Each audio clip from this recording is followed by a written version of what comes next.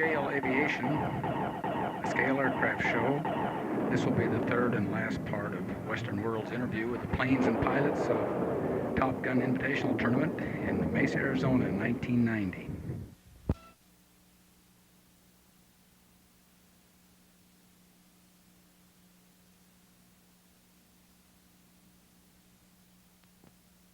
Tailwheel steering sort of collapsed when it hit that big ridge out there. And no damage in here at all, except some rocks sort of twisted. But when it went over the bump, this landing gear that was in this socket bent in a condition like this. So when I went to straighten it back out again like that, it snapped. The whole bottom wing skin has been torn off from all the gravel that's out there. But really, it's a pretty easy fix. Frank Tiano, speaking, I'm guessing 8 or 9 hours. Is the originator of the Top Gun tournament. This strut will have fixed probably in no time. These are just made from caramel custard, a little chocolate thrown in, so they're easy to make, these things here. We'll be. Okay, and I see a tail surface vibrating on the steerman.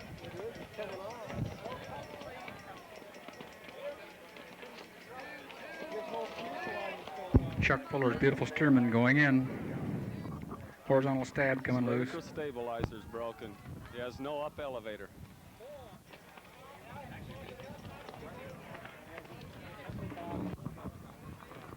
It appears that this Newport is going to try a landing on the crosswind runway, which would be a good choice, but it's a tough wind for a biplane. Bob Hamfield, Alberta, Alabama, Proctor, Newport 28. He's taking this aircraft to Warsaw, Poland, 1990 World Championships.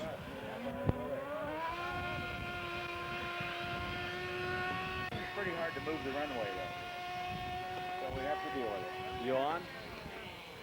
This is that steerman that came in earlier and had the fluttering stabilizer that finally broke, and therefore he couldn't put any up elevator, and it pancaked in behind the trees over there, and this is the result. It's a shame to see an airplane of this quality go in like that, but sometimes it happens. My name is Charlie Chambers, and I'm here at the second show here with the airplane, Big Beautiful Doll. It's built from a Dave Platt kit. It uses a JR PCM9 radio with a Boki 2500 engine. And the hardest part about building this airplane was putting the sheet metal aluminum, attaching it to the airframe. P-51. We had 100 of them. I was just told that they're gone. The airplane weighs about 25 pounds, and as long as you keep the speed up on takeoff and landings, it's a joy to fly. In the concession area for the P-51. Okay, you're looking at the crew chief, the armor, and the mechanic for Big Beautiful Doll of the 78 Fighter Group. They were the crew that took care of the CO's airplane, who was Colonel Landers. He was the CO of the 78 Fighter Group in 1944. A lot of questions I get asked about this airplane is about the half a kill mark on the side of the fuselage. And what happened there, Colonel Landers and his wingman shot down an ME-262, and he gave half the credit to his wingman, and he took the other credit. There's 36.5 kill marks on the side of this airplane. Okay, you're looking inside the cockpit at the gun sight, what Colonel Landers would be looking at in a dogfight. And it's made mostly of plastic and resin. Not epoxy resin, but polyester resin, and painted flat black, and using a little rub-on silver, we get the wear marks on it. And further down, if you can see the instrument panel behind the gun sight, and that's made mostly of plastic, paper, and painted. Okay, you're looking now at the left main landing gear, and a lot of guys probably want to know whether or not it's shock absorbing. If you take a close look at the shiny portion, you can see the oil from the up and down action of the oleo. A little bit farther up, you can see the door closing links, which pulls the outer door shut when the gear is retracted. Out from the landing gear a little bit farther out, you can see the bomb drop. In the late part of 1944, 1945, when there wasn't too many German airplanes to shoot out of the air. They started hunting targets of opportunity, trains, tanks, anything like that, and they used a lot of bombs. And so we have bombs on the airplane. Okay, now you're on the bottom of the airplane looking through the radiator, the air scoop, and the grill work that I have simulating the radiator that's located in the scoop. For the back, you can see that the doors are open, and that's part of the cooling system that I have in this airplane because there's no outlets for cooling air to exit the airplane. So the air goes all the way through the airplane and exit out through the radiator doors and back of the airplane. I'm Brian O'Mara. I'm from Denver, Colorado, and I've got a A6M3 Model 22 Japanese Zero. It was built from a Dave Platt kit with the wings modified, lengthened to accommodate the model that I chose to build. It's got air tracks, retracts in it with a Futaba PCM radio, a Super Tiger 2500 engine swinging a 16/8 prop. The plane weighs approximately 19 pounds. It's got split flaps, sliding cockpit. It's a joy to fly, wonderful flying airplane. Painted with acrylic lacquer.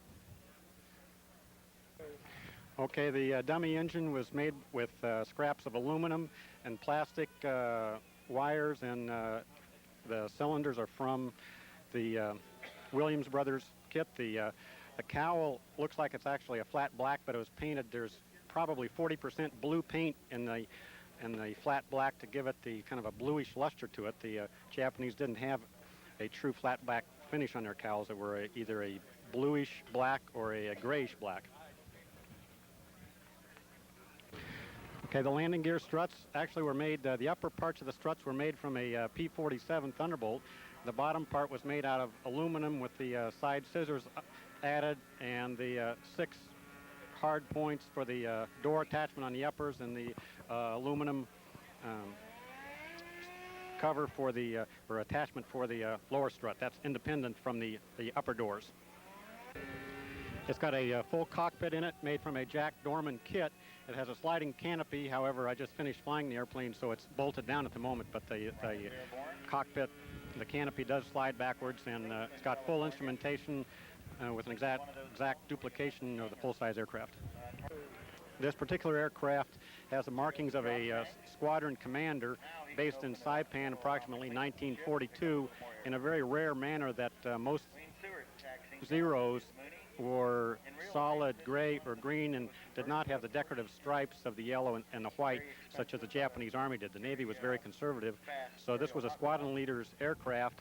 The markings on the tail, the Japanese marking is the Japanese signal for Tiger, so it's the Tiger Squadron. They're numbered, I think it was 262, based in Saipan. I'm Bill McCauley. I'm from Tampa, Florida. This is a P-40N.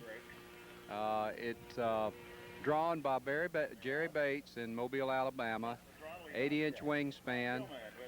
Has Super Tiger 2500. Futaba J series radio. Good flying airplane. A little bit tough in the crosswind because of the short gear. 7th fighter element, I think they called it, and it was the first group to enter combat in World War II.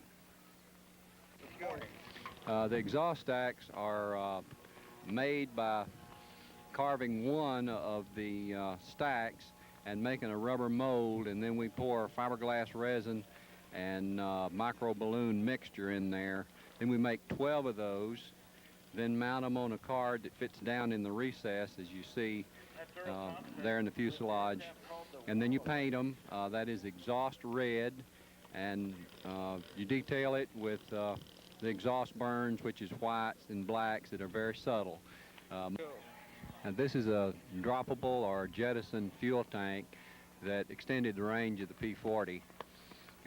This one is made with fiberglass. We made a little mold of polyurethane foam, covered it with monocoat, and then sprayed some PVA, which is a release agent, on it.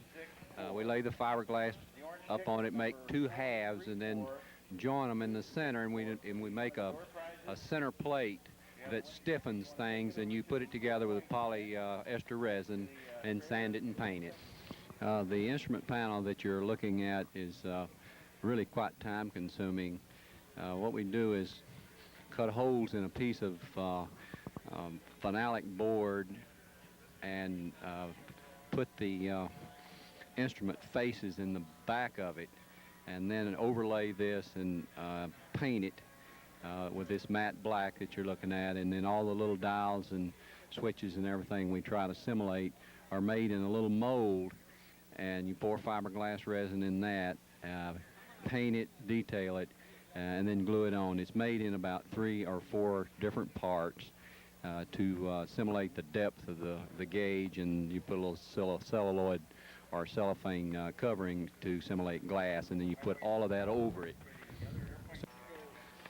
The pilot, Lieutenant J.B. Parrish, was the pilot of this particular P-40, and he flew with the 49th Fighter Squadron, 7th Fighter Element. They were the first fighter group that were in combat during World War II. This particular airplane was based in New Guinea, and the end model, being the late of the P-40, was early 1945, just before things stopped. The name Rusty on the side of the fuselage, best I can tell, corresponds to a girlfriend, which most of them did. The emblem on the front was just his personal idea of what he felt like he was against the Japanese during the war. The white tail and the white leading edge